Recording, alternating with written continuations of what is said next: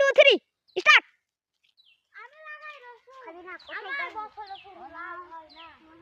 দেখুন আমার ভাই বাগান, সেটা আমার ধুলাই নিশা। 2 লাখ টাকা ধারে পড়ি আমি। দেখো আমার একটা ছোট বোন আছে, তার জন্য কিছু বানাই না।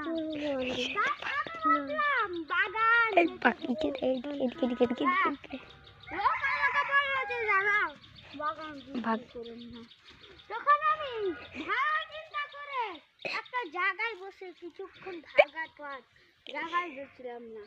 আমি তখন গেলাম এদিকে লেচুর গাছের কাছে, যে দেখুন আমাদের এতে কোনো লেচু হচ্ছে না। দেখা যায় লেচু হয়নি, আম সবজি হয়নি, তবু একটা আম দেখতে পেলাম ওদিকে, সেটাকে ছিঁড়ে ছিঁড়ে খাওয়ার জন্য ধরে গেলাম বসলাম। আগে ছিলাম চোর, এখন হলাম চোর। আমটাকে ভম ভম ভম করে খেয়ে চলে গেলাম বাগানে। বাগানে বসার পর আমার কিছু মাথায় ঢুকে না। আজ হলো নেমুর গাছ, আজ হলো আমার জন্মদিন। আমার বন্ধু আমাকে ডেকেছে যে আমার জন্মদিন আসিস, তবে আমি আসতে পারবো না, আমার গিফট নাই, টাকা নাই। তাই আমি মুনিশে চলে যাওয়ার জন্য একটা কাজে ইন্টারনেট করলাম, সেখানে অনেকভাবে কষ্ট করে 200 টাকা জোগাড় করলাম। সেখান থেকে আমি চলে গেলাম সোজা বাজারে, গিয়ে বাজারে থেকে 1 2 3 বলে এখান থেকে বাজারে নিয়ে আমি চলে গেলাম, দিয়ে আমাদের বন্ধুর ভুট্টা সার্ভিসিং করলাম। কাল সকালে আমি ঘুম পাচ্ছিলাম, হঠাৎই সকালে উঠে দেখি ওদিকে একটা সাপ, মারার জন্য দৌড়িয়ে গেলাম।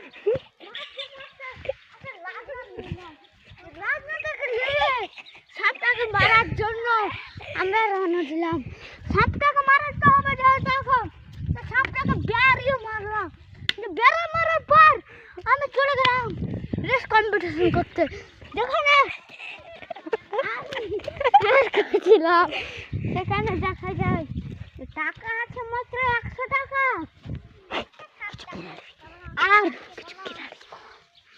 আর মাসি মিশা পিসিমা আজ যাব নানির বাড়ি।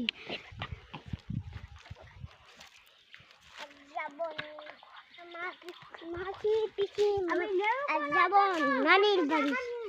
চলে গেলাম, ফিরলাম, ভালো লাগে নাই, তাই ভাবলাম যে নানির বাড়ি থেকে ঘুরে আসি। বাস থেকে উঠে ট্রেনে চড়ে নানির বাড়ি চলে এলাম। নানির বাড়ি